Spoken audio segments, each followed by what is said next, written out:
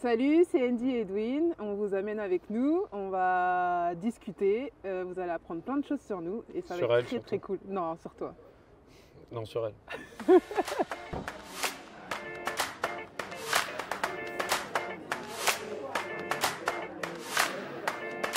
Bonjour. Ça va bien? Ah, impeccable. Ça va, super. Ça va? Ça va, ma soeur? Ouais. Tranquille? Je savais que c'était à toi qu'il fallait demander l'adresse. Ah, tranquille, tranquille, on est bien reçus ici. Non, allez, je vais pas abuser. Oh, tiens, je vais me faire un petit foie gras. Petit foie gras, des petits gnocchis. Allez, ça fait longtemps que je me suis pas fait un foie gras. Foie gras de saison et les gnocchis. Allez, ça y est. Bon, les questions, j'ai hâte. Allez. Honneur aux dames, bien sûr.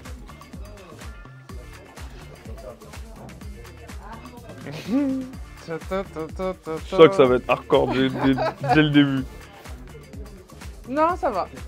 Si tu n'avais pas été basketteur, qu'est-ce que tu aurais aimé faire comme métier? Alors honnêtement, c'est une question difficile parce que, comme avec mon père, j'ai toujours fait du basket, j'ai toujours vécu basket, c'est un peu compliqué d'imaginer avoir fait autre chose. Mais je pense que ça aurait été quelque chose au niveau spectacle, tu vois, genre acteur, danseur, un truc avec le show, tu vois. Ouais, c'est sûr. C'est Et j'ai sûr. besoin de ce côté show, tu vois. Donc, je sais pas, acteur ou présentateur télé, un truc comme ça, tu vois. Présenterait le juste prix. Tu vois, je me serais bien vu. Allez, en attendant les plats, vas-y. Petite question.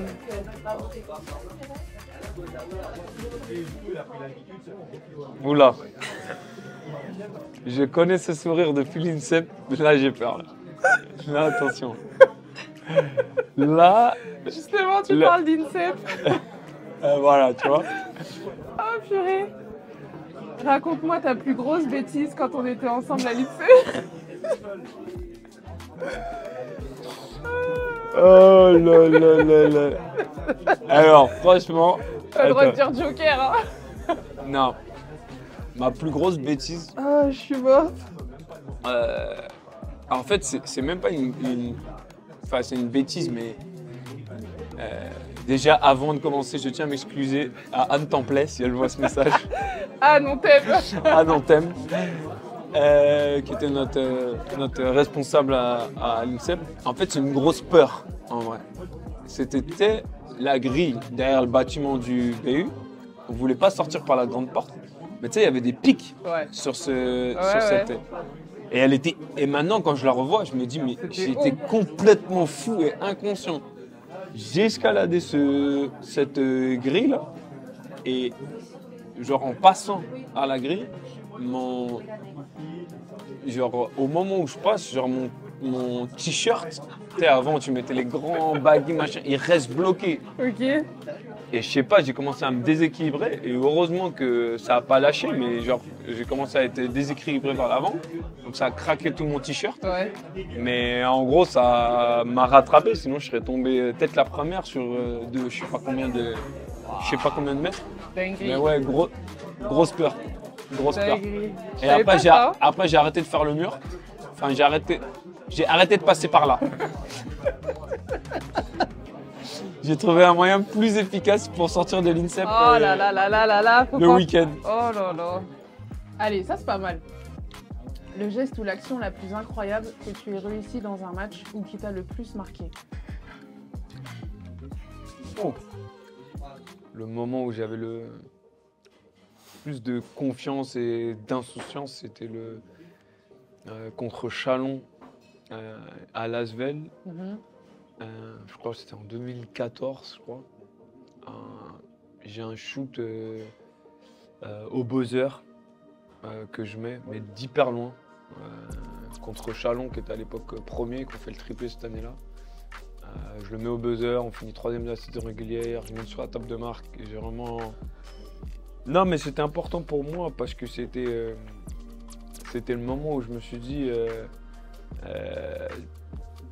à ce moment-là, Lasvel, c'est chez moi. Tu vois, je vais faire partie de l'histoire du club, vraiment comme a pu impacter des Aladik Beu, de la Nera, des joueurs comme ça, dans le sens où sûrement dans des années, quand on va parler du club de Lasvel, tu vois, des joueurs, tu vas faire partie des joueurs marquants. Et ça, c'était vraiment une satisfaction personnelle après avoir grandi avec le club, avoir pris le club comme référence. Et toi, ton moment? Je sens que ça a été en équipe de France. Bah. Parce que tu as été clutch en équipe de France quand même, hein? Franchement, là, je repense à un truc. J'ai une image, je crois que c'est au JO à Rio, où on joue contre la Biélorussie. Et là, je sais plus, je crois qu'on est mené d'un point. Et donc, on a une action, bref, on a le ballon, tu vois, pour de la gagne, quoi. Ouais. Et là, je sais plus, j'ai juste la fin de l'action, je sais plus qui prend le shoot. Bref, le ballon, ça se tape au rebond. Là, t'as Olivia qui jaillit, qui récupère le ballon qui était dehors, qui me fait la passe. Je suis sous le cercle. Je sais pas comment on se débrouille. Bref, je reçois le ballon et là, clac, au buzzer, je mets le shoot et bim, on passe quoi. C'est comme ça que tu racontes. J'ai qualifié mon équipe au JO. Ah, moi, ça serait pas les mots que j'aurais choisi, je te le dis tout de suite. J'ai pas qualifié. En plus, je peux pas dire j'ai qualifié parce que je sais plus. Je crois que c'était un match de poule donc. Mais après, je sais pas c'est quoi. Et après, je crois qu'on avait encore d'autres matchs de poule. Mais moi, je suis capable. Ah, je vais vérifier ça, mais ça m'a pas l'air d'être la vérité, ça. Tu vois, un game winner au JO, j'aurais pas décidé de le raconter comme ça, je te le dis tout de suite. Mais parce que en vrai, c'est juste le kiff de se dire, ouais, c'est la dernière seconde et clac, tu mets le panier. Et tu vois, je revois après les filles qui. Ouais, mais raconte-le comme ça. Il n'y avait pas de solution. J'ai dit au coach. Sortie de temps mort. Il n'y a personne pour vérifier. Il y a des images quand même maintenant. Il y a des images quand même. Oui, mais personne ne sait ce que t'as dit au temps mort, c'est pas grave. Raconte-le comme t'as envie. Voilà, attends, je refais. Coupé, on raconte. Donc là, c'était la finale. Ouais, mais je peux pas dire finale quand même. Mais bon, en gros, si on gagnait pas ce match-là, on passait pas au prochain tour. Exactement. Vous ratez la qualification en plus. Au prochain Euro, vous n'êtes pas qualifié. Voilà. Si tu rates ce shoot. Ouais. Et la France ne participera plus aux compétitions internationales.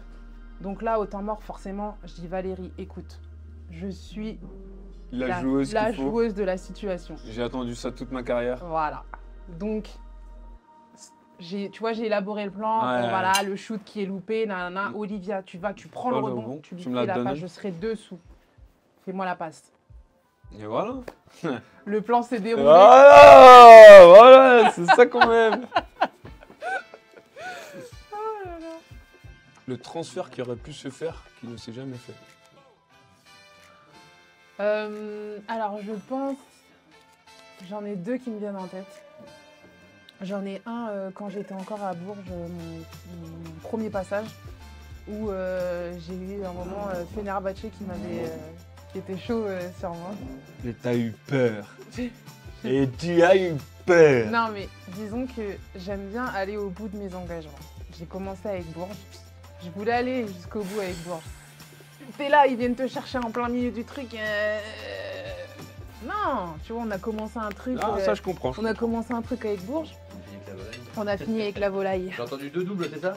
Oui. Pas de dessert pour vous deux? Non, ça ira. Ça va, merci. Et non, ouais, voilà, j'avais vraiment à cœur de finir le taf avec Bourges. Puis en plus, moi, à ce moment-là, ça gagnait quand même plutôt pas mal. Ça gagnait plutôt pas mal. Donc non, forcément, j'avais vraiment envie d'y rester. Et après, au moment, justement, à la fin de mes 9 ans à Bourges, donc c'est là où je suis partie à l'étranger, je suis allée à Koursk. Mais à ce moment-là, j'ai eu une proposition aussi pour aller à Prague. Ouais. Et j'avoue que là, mon cœur a balancé. Ouais, de fou. Et c'est vrai que Prague, je voulais quand même pas mal y aller. Ouais. Et puis finalement, les choses ont fait que je me suis retrouvée à Koursk. Et c'est vrai que je me suis toujours dit, ah, qu'est-ce que ça aurait donné si j'étais allée à Prague, tu vois, qu'est-ce que... Enfin, tu sais, des fois, la vie, ça tient à un choix, à une décision. C'est, ouais, si j'étais allée là-bas, genre, peut-être qu'au bout de 2 mois, tout se serait arrêté, ou peut-être que, je sais pas, tu vois. Après, tu sais jamais, ça, c'est vrai. Mais bon, voilà. Moi, c'est après mon année, là, où j'ai été meilleur scoreur en Espagne, où Maccabi est venu plusieurs fois me voir, et où je pouvais signer avec le Maccabi à la fin de l'année. Mais je suis allé prendre ces yens chinois. Qui ont fait jaser. Et si c'était à refaire, je pense que je referais exactement pareil.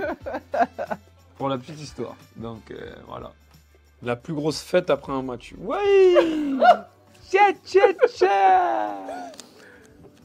La plus grosse fête après un match. La plus grosse fête après un match. Je dirais plus après une compétition. Ouais.